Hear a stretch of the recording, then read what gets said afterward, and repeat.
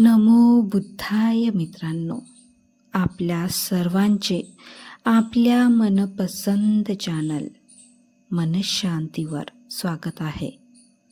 आपण मिलिंद प्रश्न ह्या ग्रंथाचे वाचन करीत आहोत.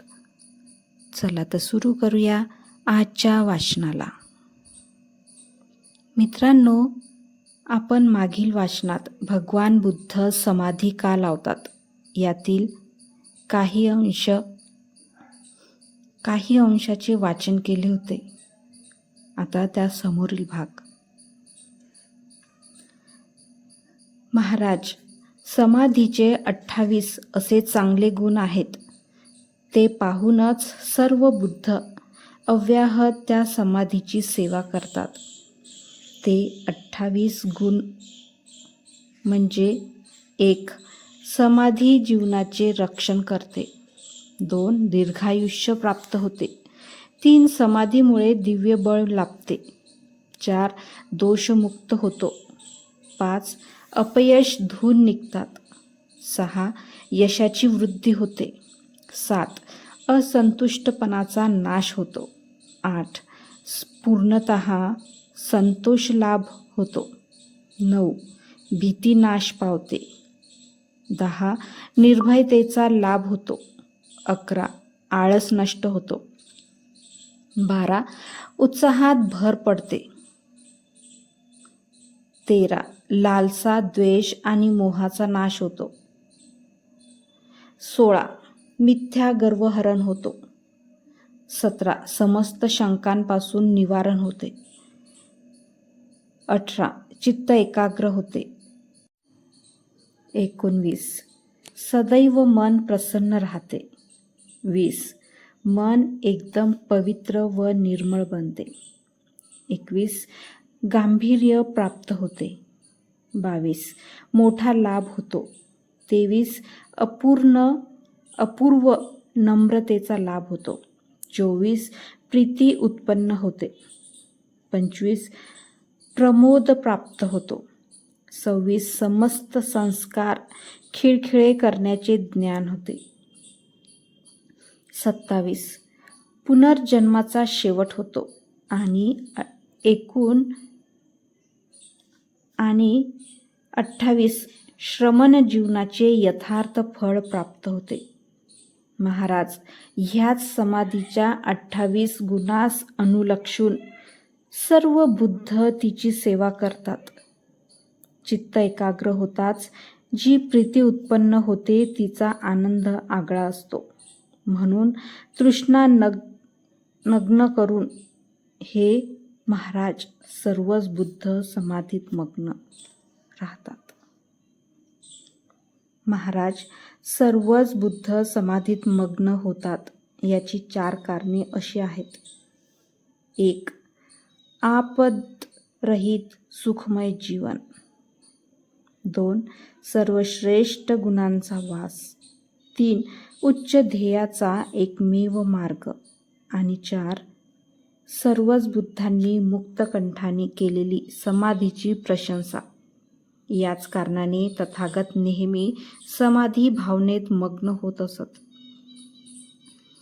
महाराज, तथागत बुद्धात काही करावयाचे शिल्लक राहिले होते म्हणून नव्हे, तर समाधीचे अमाप गुणधर्म पाहूनच ते समाधीचे चिंतन करीत असत. म्हणते, आपण अचूक असेच विवरण करून सांगितले आहे आणि ते मी मान्य करतो. उपभाग 11. रिद्धिबळाची वाहवा. भंते नागसेन, भगवान बुद्धांनी म्हटले आहे की आनंद बुद्धांनी 4ही रिद्धिपाद अंकित केलेले असतात. ते आचरणाने सिद्ध केलेले असतात. या बाबतीत त्यांनी खूप विकास केलेला असतो. 4ही रिद्धिपादाची त्यांनी प्रत्यक्ष अनुष्ठान केलेले असते. त्यांची तथागतास पूर्णपणे ओळख पटलेली असते. म्हणूनच मानसिक व बौद्धिक विकासासाठी याचा कसा उपयोग करता येईल यासाठी यावर तथागताचे नियंत्रण असते. कारण त्यांची अत्युच्च शिखरे त्यांनी ओलांडली असतात. म्हणून हे आनंद तथागत एक कल्पपर्यंत किंवा कल्पातील उरलेल्या काळापर्यंत आपली जीवनस्थिती राखून ठेवू शकतात. सोबतच असेही म्हटले आहे की आजपासून 3 महिन्यानंतर तथागत महापरिनिर्वाणाचा लाभ घेतील. भंते नागसेन, जर भगवान बुद्धांनी म्हटले असेल की तथागत बुद्ध कल्पभर देखील आपली जीवनस्थिती राखून ठेवू शकतात, तर त्यांनी जीवनाचे केवळ 3 महिने बाकी आहेत असा अवधी बांधून निश्चित करून दिल्याची घटना खोटी ठरते. आणि 3 महिन्यांच्या कालावधीनंतर तथागतांचे महापरिनिर्वाण होईल ही घटना खरी मानावी तर तथागत पूर्णपणे एक कल्प जिवंत राहू शकतात ही घटना खोटी ठरते. कोणत्याही गोष्टीला आधार असल्याशिवाय बुद्ध मुद्दामच थापा मारीत नाहीत. बुद्ध वचन व्यर्थ तर मुळीच जात नाही. घडणारी घटना आणि भगवान बुद्धाचे कथन बरोबर एक दुसऱ्याशी मिळणारे असते. हे सुद्धा अत्यंत सूक्ष्म आणि कठीण समजले जाणारे कोडे आपणास मी विचारित आहे, तेव्हा याचे अचूक असे उत्तर देऊन वितंडवादी लोकांच्या तोंडावर चांगली चपराक मारावी व त्यांच्या मताचे खंडन करावे. महाराज, भगवान बुद्धानेच विधाने केली होती हे खरे आहेत. येथे कल्पाचा अर्थ आयुकल्प, संपूर्ण जीवनकाळ असा आहे. महाराज, भगवान बुद्धाने अशा प्रकारे विधान करून स्वतःचे मोठेपण दाखविले नसून यात रिद्धिबळाचा यथार्थ गौरव केला आहे. महाराज, भगवान बुद्धांनी 4ही रिद्धिपादाची प्रत्यक्ष भावना केली असते. त्यांनी 4ही रिद्धिपादास आपल्या अंकित करून ठेवले असते. त्यामुळे त्यांच्यात मानसिक व बौद्धिक पूर्णतः विकास झालेला असतो. त्या 4 रिद्धिपादांचा त्यांना पूर्णपणे आधार लाभला असतो. त्यांचे त्यांनी प्रत्यक्ष अनुष्ठान केले असल्यामुळे त्या 4ही रिद्धिपादांची त्यांनी चांगली ओळख झालेली असते आणि त्यावर त्यांचे पूर्ण नियंत्रण असते.